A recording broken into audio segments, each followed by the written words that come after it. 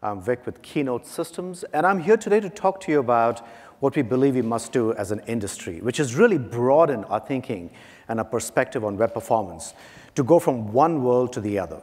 And the world that we all live in, and I myself have lived in for the last 10 years as I've been here in Keynote, is really thinking about measuring the user experience, but really moving from a world of network latency, where we think about baselining and clean room measurements and the network and all the resources, to a different world, which is really about the user experience and how do you measure the user experience timings.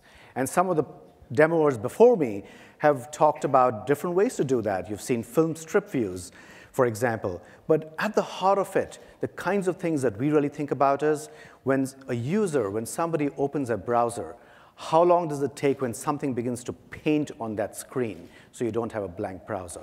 How long until the entire page loads and everything executes on that page, including your JavaScript code and all your document.writes as well as all the images? How long until you, as a user, can actually interact with that page?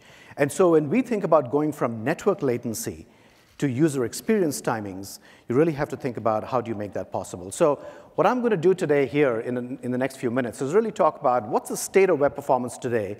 Then we'll talk about what are some of the new technologies and capabilities that have emerged in the open source world and how you might use them to begin to measure user experience. And I'd like to end with a quick demo, if I can get the machine up here. So we'll start talking about the state of web performance. And the state is that operations teams, all of us today rely on clean room measurements. And clean room measurements really begins by thinking about taking measurements from a lab environment, where you try to obscure all the other things that might be happening. Or you take out some of the real world stuff in some ways. But the reason it's important is because you want to take a baseline. And the state of the technology is that you start with geographically distributed measurement agents. These are computers or mobile devices, but in the case of computers, they run real browsers, as in the case of many commercial systems out there.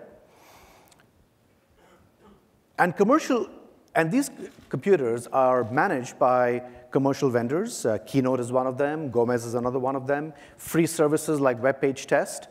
And what all of these services do is really use they all use reliable network connections. And these computers are connected either on fast internet backbone connections, or they might be on last mile locations where they're connected to real DSL machines. In the case of the company that I represent, it's really half and half. Out of the 100 cities that we have measurement computers all over the world, half of them on high-speed connection, the other half, 50, are on DSL locations. But once you've got these measurement agents connected, real goal for clean room measurements is to run synthetic or active tests. And that's been the state of the web performance industry for many years. You run these synthetic tests, you take these measurements, you do it from multiple locations, and ultimately what happens is that you get response time and availability measurements for a page or for a multi-page transaction. But really what it's doing is it's giving you network timings. And this is really important because as you look at timelines and waterfall charts and you begin to figure out when did the page start loading and when did it end, and you want to count up all of the resources, that's really, really important. And it is now time for us to step up our game. Because we've been doing this for many years, but there are new technologies that have emerged in the open source world. The browser manufacturers have been working to really change the game. So what I'll say to you is that next generation operations teams really are broadening their perspective on web performance monitoring by measuring the user experience and not just the network latency. To go from a world where you're thinking about how long did all the resources take and how long did the JavaScript files take to download, to really thinking about transactions and thinking about what happens in that browser when the user is actually facing it. So the kinds of questions that we should be asking today, if you're not already asking these questions, is not really what is the network latency of all the resources on a page or even on a transaction, but instead, let's start with when does the user actually see something other than a blank browser on the page? When does it begin painting? Because that is the first determinant of perception, speed. If you're waiting, even if it's for a second, that's too long. The second is, depending on the kind of screen that you have, how long until the page loads above the fold on your browser. That's important. And by the way, where above the fold it is really depends on the fold, the computer, the screen, the size of your browser, how much you like to display on it. But measuring that is really important. And very importantly, how long until the page becomes interactive before you can click a link, scroll a bar, swipe a page. Think about a lot of news sites. A lot of news sites have a ton of content. So there's a lot of real estate on that page, and there's a lot of content that's loading. However, you should be able to click on a link pretty fast. And if you have to wait until you can click on a link, well, that's taking too long. These are all measures of user experience, including what is the total elapsed time for that page, including browser execution time. From the time you started entering www into your browser to the time it actually executed on the page, that total elapsed time is really critical. So here are 4 ways, and this is just the beginning of the conversation, but these are 4 metrics that we like to think about taking the conversation from network latency to user experience times. Time to first paint. When did the browser actually begin painting the objects on the page? When could you actually see something? Number 2, time to the full screen. So if you're measuring above the fold, how long until the page could display up to the time of the fold? Time to the page becoming interactive, and then the total user experience time. So as Keynote, as an industry leader here, we like to think that we have a lot of data that can help you make some decisions. So we have recently been measuring about 30 different websites. These are mostly all startups across different categories, different industries, and 30 different websites, and we try to get a sense for what the data looks like. So if you look at retail, social network, news, travel, gaming, retail, and entertainment, you'll find that there are 3 metrics that we were measuring. Time to first paint, time to when the pages on these websites actually became interactive, you could actually click or scroll, and the total user experience time. And the data there is very interesting. It tells you that the time to first paint is somewhere between 0.75 seconds to about a second.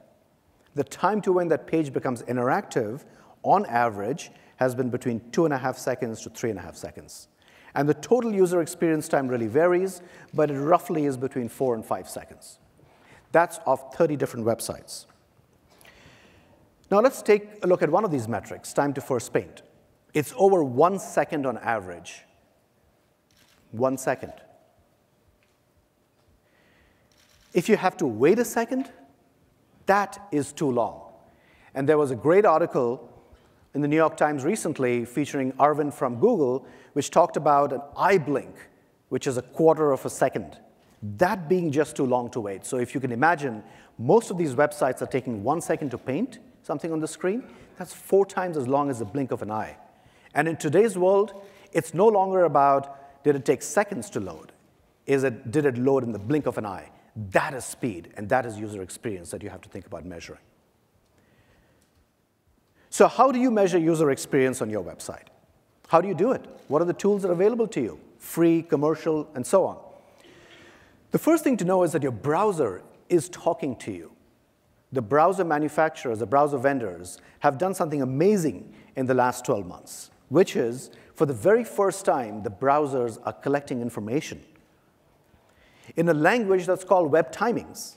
And the web timing spec is really a collection of different APIs, but it tells you everything that's happening in your browser that's related to the performance of your pages and your transactions. Here are some of those timing attributes. There's a long list of them, starting with navigation start, ending with when the onload event started and then ended. You can measure any one of these, and you can do it yourself. You can certainly program it on your own websites. Here's a snippet of JavaScript code that shows if you really wanted to measure this, how would you do it for one of these different metrics? You can measure it, you can take this data, and you can actually call 4 different APIs. The navigation timing API, the resource timing API. These are APIs that are available to you today.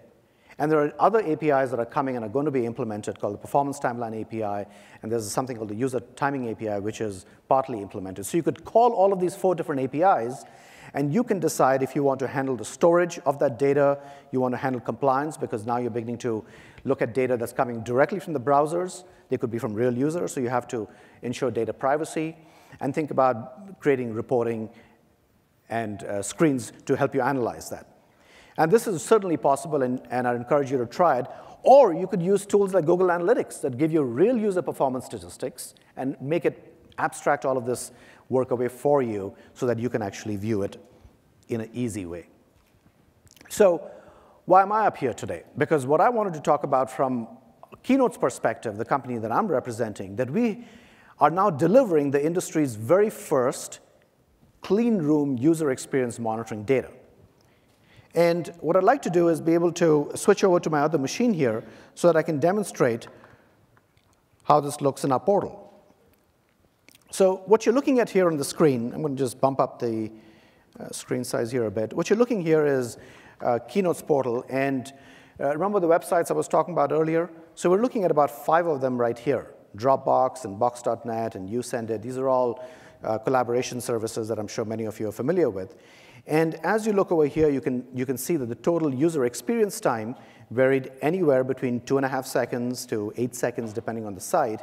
But really what's interesting is the ability to tell when does that site begin to, or that page begin to start first painting. And that really varies between 2 seconds here for Dropbox's homepage, and for YouSendIt, it's closer to 4 seconds, which is about half the time it's taking to download that particular page. And then you can tell over here what's the change or the trend compared to the day before.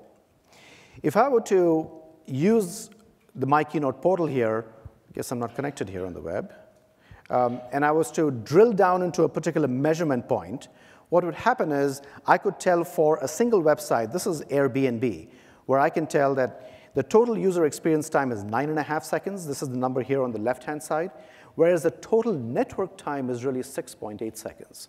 So there's a difference here. And if you then want to drill down into the user experience time and tell how long until first paint, well, this site is doing really well. Airbnb, the first paint happens in less than a second, and about 1.5 seconds to when you can begin to interact with that particular page. If you want to take a look at a different site, we can take a look at YouSendIt. And YouSendIt here is taking about 7.5 seconds, 7.7 seconds for the entire elapsed time for that particular page, but the time to first paint is 3.62 seconds right here. Whereas it's actually 7 seconds before you can actually interact with that page, 7.35 seconds. So almost 90% of the page loading time is just waiting until you can actually do something here. So this gives you, these user experience metrics now give you an insight into what the user is doing and what their experience is. Time to paint, time to interact with the page. Now, clean room measurements are great because they give you baselines. They give you the ability to alarm on thresholds, be able to collect data over weeks or months or even years, and be able to set those kinds of thresholds that you as a team can decide, I want to be woken up or not, based on how far I am from this baseline. And clean room measurements are fantastic for doing that. But I will also maintain